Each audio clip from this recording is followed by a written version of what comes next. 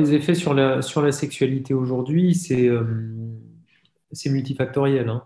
Les premiers effets de la chimiothérapie, en général, vont être des effets sur la production hormonale. Ça va détruire les ovules qui sont en croissance, qui sont producteurs d'hormones, et en gros, ça va mettre ponctuellement, en tout cas, très transitoirement, dans une espèce d'état de ménopause. Donc ça, c'est la partie qui s'explique de toute façon hormonalement, puisque les oestrogènes qui sont produits par les ovaires, ne vont pas être produits dès le début, dès que la chimio commence à être initiée.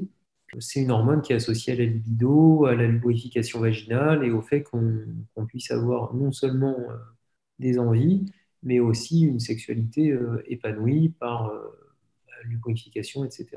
Dans le cadre du cancer, il n'y a pas que la partie hormonale, il y a aussi la partie psychologique. Et dans la sexualité, elle est particulièrement importante.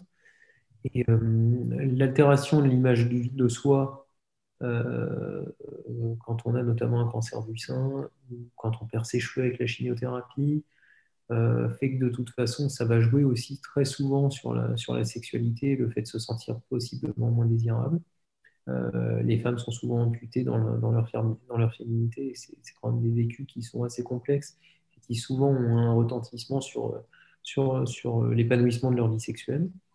Et puis pendant les traitements, bah, en tout cas les premières phases des traitements, la chimiothérapie, les nausées, les vomissements font que de toute façon, en général, on n'est pas sur une partie où on est très focus sur le sexe. Donc c'est dur. Et puis après, pour celles qui veulent avoir des enfants, quand elles peuvent reprendre une vie normale, bah, celles qui sont en insuffisance ovarienne, ça peut être un petit peu plus compliqué.